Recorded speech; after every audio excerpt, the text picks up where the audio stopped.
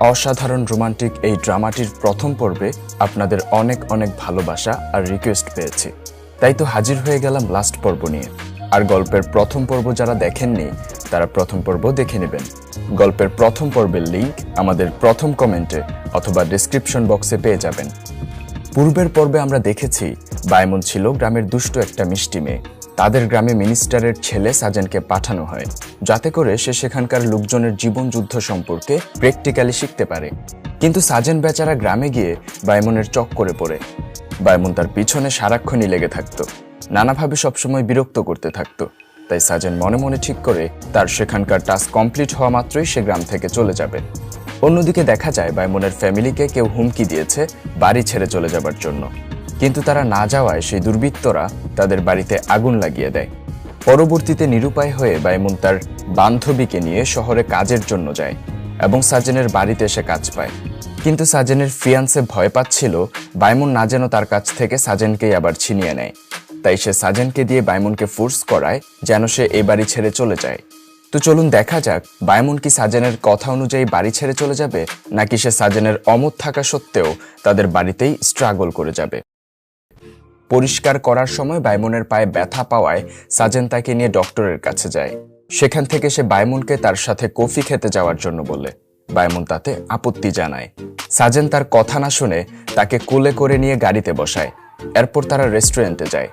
অন্যদিকে রুডি সাজেনকে বায়মনের কাছ থেকে নিয়ে যাওয়ার জন্য সাজেনকে খুঁজতে থাকে। তখন সে সাজেনের গাড়ি একটি রেস্টুরেন্টের বাইরে দাঁড় করতে দেখতে পায়। সে সাজেনের কাছে যায়, কিন্তু সেখানে গিয়ে সে দেখে সাজেন বায়মনকে নিয়ে রেস্টুরেন্টে এসেছে। শুধুমাত্র এই নয়, খাবার খাওয়ার সময় বায়মনের গলায় কিছু খাবার আটকে গেলে সাজেন তাকে পানি খাইয়ে রিল্যাক্স করার চেষ্টা করছে। এই দৃশ্যটি রুডি দেখার পর রুডির হৃদয়ে আগুন জ্বলে ওঠে। তাই তাকে আর কে থামায়? সে রেগে বেগে দৌড়ে গিয়ে বায়মনের মুখে পানি ছুঁড়ে মারে। বায়মনও চুপ থাকার মেয়ে নয়, সে রুডির মুখে গরম স্যুপ ছুঁড়ে মারে। সাজেন যখন রুডির মুখ টিস্যু দিয়ে ক্লিন করছিল তখন সে রুডিকে বলে যে, আমি নিজেই বায়মনকে এখানে নিয়ে এসেছি, রাগ করো না বাবু। কথা শোনার পর রুডি যেখানে কিছুটা শান্ত হবে এমন সময় বায়মন তাকে বলে, সে শুধু আমাকে এখানে নিয়েই আসেনি, আমাকে কোলে তুলে এখানে নিয়ে এসেছে।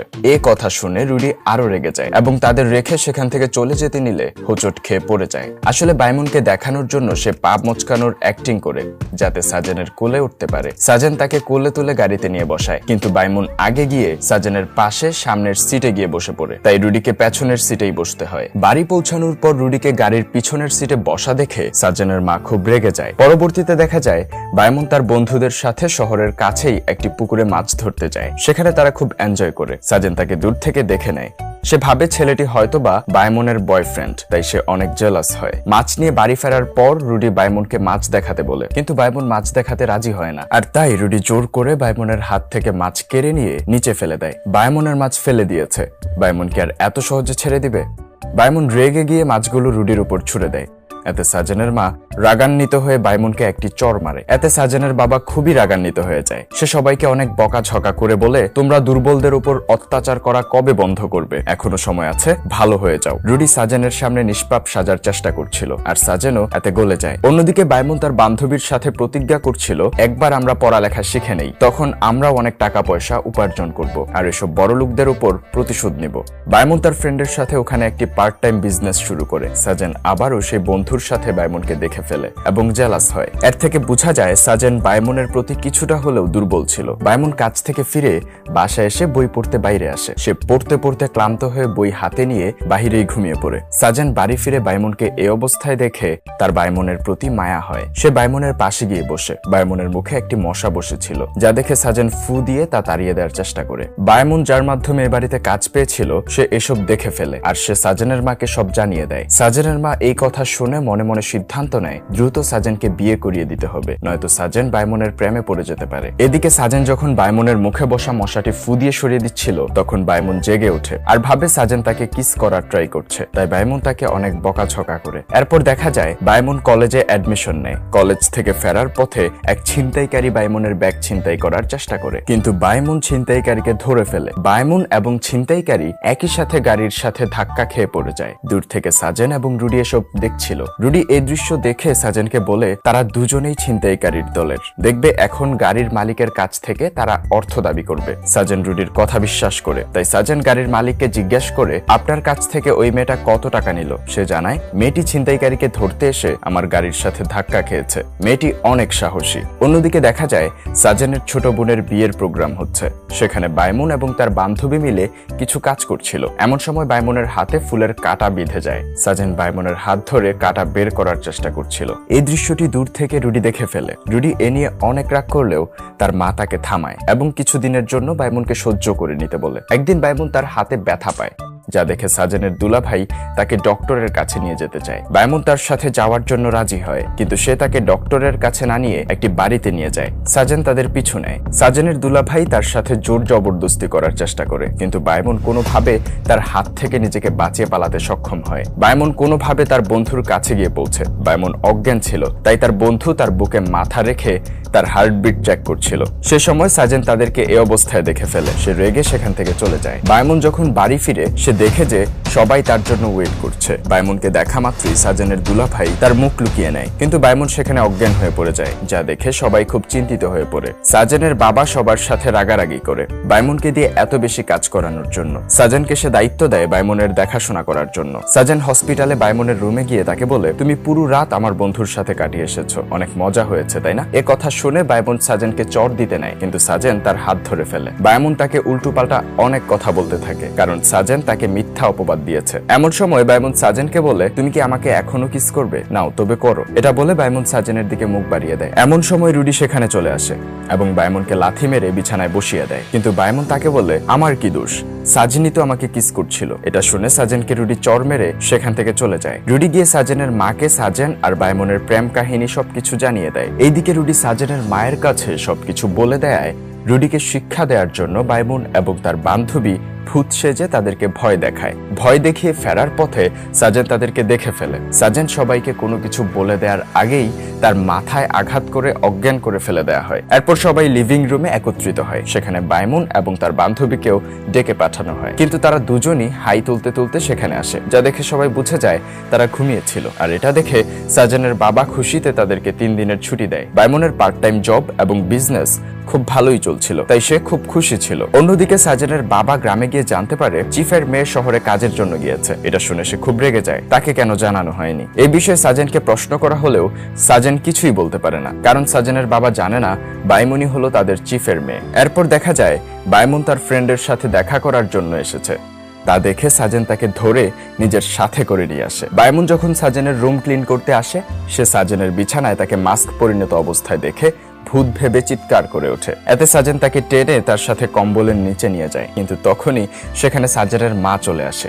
তিনি কম্বল টেনে তাদেরকে হাতে নাতে ধরার চেষ্টা করেন, কিন্তু সাজেন কোনো মতে কম্বলের নিচ থেকে বেরিয়ে পালিয়ে যায়।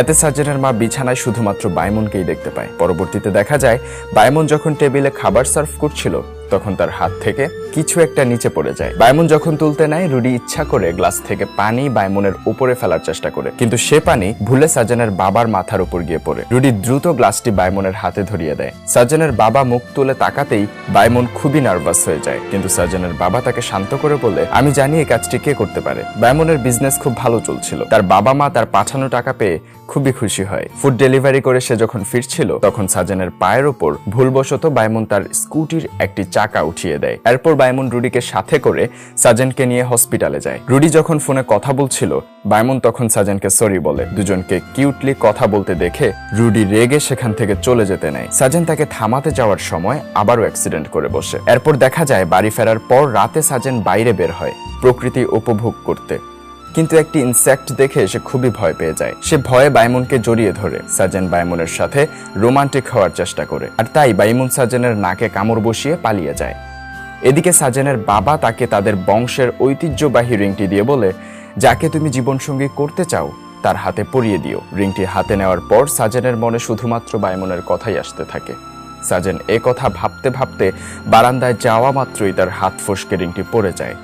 বাইমুন রিংটি কুড়িয়ে পেয়ে নিজের রুমে নিয়ে গিয়ে যত্ন করে রেখে দেয়। পরদিন সকালে বাইমুন রিংটি সাজেনের কাছে নিয়ে যায়। সাজেন রিংটি সামলে রাখার জন্য বাইমুনকে ধন্যবাদ জানায়। এরপর দেখা যায় বাইমুন এবং তার বান্ধবীর প্যারেন্টস তাদের সাথে দেখা করতে আসে। যা দেখে তারা খুবই খুশি হয়। অন্যদিকে রুডি সাজেনের রুমে গিয়ে বলে, আমাকে তোমাদের বংশীয় রিংটি পরিয়ে দাও। এ কথা শুনে বায়মন সাজেনের রুমে রিংটি নিয়ে যায়, কিন্তু এর আগেই সাজেন রুডির হাতে অন্য একটি রিং পরিয়ে দিয়ে বলে সেই রিংটি খুঁজে পাওয়া যাচ্ছে না।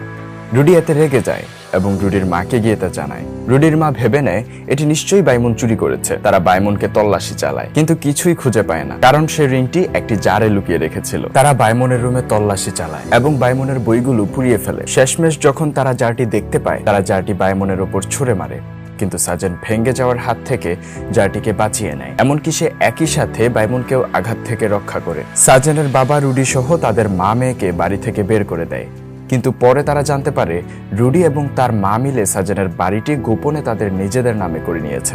তাই এখন তাদের বাড়ি ছেড়ে চলে যেতে হবে। বাড়ি ছেড়ে যাওয়ার সময় বায়মন এবং তার বান্ধবী বলে, আপনারা কোনো চিন্তা করবেন না, আমরা টাকা ছাড়াও আপনাদের সার্ভিস দিব। সাজেন তার পরিবার সহ অন্য একটি বাড়িতে শিফট হয়। এরপর সাজেন জানতে পারে যে রুডি তাকে যেটি নিজের বাড়ি বলেছিল সেটি আসলে রুডির বাড়িই ছিল না। মিথ্যে বলে রুডি সাজেনের কাছ থেকে অনেক টাকা হাতিয়ে নিয়েছে। এরপর সাজেন এবং বায়মন ছদ্মবেশে রুডিদের বাড়িতে যায়, কিন্তু রুডির মা তাদেরকে চিনে ফেলে, তাই বন্দুক দেখিয়ে তাদের ভয় দেখায়। তারা দৌড়ে সেখান থেকে পালিয়ে আসে। সে সময় তাদের পিছনে একটি কুকুর লেগে যায়। বাড়ি ফেরার পর সবাই মিলে কুকুরটিকে তাড়িয়ে দেয়। পরের দিন দেখা যায় সাজেনের মা এবং বোন একই সাথে যখন শপিং এ গিয়েছিল, তখন তাদের রুডির মা এবং রুডির সাথে দেখা হয়। তারা মার্কেটেই লড়াই করতে শুরু করে। তখন বায়মন এসে রুডিকে সেই মাইট দেয়। বাড়ি ফিরে সাজেনের মা খুব কাঁদে এবং নিজেদের কর্মকাণ্ডের জন্য আফসোস করে। অন্যদিকে দেখা যায় বায়মনের গ্রাজুয়েশন কমপ্লিট হয়ে গিয়েছিল, কিন্তু বায়মন চাচ্ছিল অ্যাডভোকেট হওয়ার পর সে সর্বপ্রথম সাজেনকে তার বাড়ি ফিরে দিতে সাহায্য করবে। বায়মন এবং তার বান্ধবী রুডির মায়ের আসল রূপ রেকর্ডিং করে ফেলে। সাজেন কেস লড়ার জন্য কোর্টে যায়। সেখানে সে ছদ্মবেশে বায়মনকে দেখে ঠিক চিনতে পারে না। বায়মনের প্রচেষ্টায় সাজেন তার বাড়ি ফিরে পায় আর রুডির মায়ের জেল হয়ে যায়। অন্যদিকে রুডি সাজেনের কাছ থেকে সিম্প্যাথি গেইন করার চেষ্টা করছিল, কিন্তু সাজেন এবার তার নাটক ধরতে সক্ষম হয়। অন্যদিকে সাজেনের ফ্যামিলি তাদের উকিলের উপর খুবই সন্তুষ্ট ছিল। তাকে তারা তাদের বাড়ি যাওয়ার জন্য ইনভাইট করে। তারা বলে যে তাদের বাড়িতেও তার মতো দেখতে একটা মেয়ে রয়েছে, কিন্তু বায়মন কাজের বাহানা দিয়ে সেখান থেকে চলে যায়। অন্যদিকে বায়মন তার বাবা মাকে এতদিন সে কোথায় কাজ করছিল সব জানিয়ে দেয়, কিন্তু সত্যটা কাউকে বলতে না করে। এরপর সাজেন জানতে পারে বায়মন সেখানে চলে গিয়েছে। সেখানে গিয়ে সে একটি রেস্টুরেন্ট ওপেন করেছে। সাজেন গ্রামে যায়, কিন্তু জানতে পারে সে একই গ্রামে তাদের উকিলেরও বাড়ি। সে তাদের উকিলের সাথে দেখা করে। সে বায়মনের সাথে এরপর খাওয়া দাওয়া করে। তখন বায়মন আগের গেটআপেই ছিল। সবশেষে বায়মনের ফ্রেন্ডরা মিলে দুজনকে এক করে। বায়মন তখন সাজেনের কাছে জানতে চায়, তোমার আমাকে বেশি ভালো লাগে নাকি উকিলকে? ভেবেচিন্তে এসে আমাকে ঠিকঠাক করে জানাও। সাজেন ভেবে দেখে সে বায়মনকেই ভালোবাসে। সে উকিলকে গিয়ে জানিয়ে দেয় যে তারা শুধুই ভালো ফ্রেন্ড হয়ে থাকবে। এরপর টেম্পেলে গিয়ে সাজেন বায়মনকে প্রপোজ করে। বায়মন অ্যাকসেপ্ট করে নেয়। এরপর দুই ফ্যামিলি মিলে ধুমধাম করে তাদের বিয়ে দেয়। সাজেনের ফ্যামিলি যখন জানতে পারে যে বায়মন চিফের মেয়ে, তারা খুবই দুঃখিত হয়, কেননা চিফের মেয়েকে দিয়ে এতদিন তারা এত কাজ করিয়েছে। বিয়ের দিন সাজেন বায়মনকে তাদের বংশের ঐতিহ্যবাহী রিংটি পরিয়ে দেয়, যা দেখে সাজেনের ফ্যামিলি খুবই অবাক হয়, কারণ এটা হারিয়ে গিয়েছিল। এখন কি করে ফিরে আসলো? কিন্তু সাজেনের মা খুবই খুশি হয়, কারণ বাড়ির বউয়ের হাতেই শেষমেশ রিংটি দেখতে পেল। বিয়ের পর তাদেরকে মহিষের পিঠে করে ঘুরে বেড়াতে দেখা যায়, আর এভাবেই সিজনটি হ্যাপি এন্ডিং হয়। বন্ধুরা, গল্পের প্রথম পর্ব দেখতে প্রথম কমেন্ট এবং ডেসক্রিপশন বক্স চেক করুন। তো বন্ধুরা, ভিডিওটি কেমন লাগলো? ভালো লাগলে অবশ্যই কমেন্ট বক্সে জানাবেন। লাইক এবং শেয়ার করতে ভুলবেন না।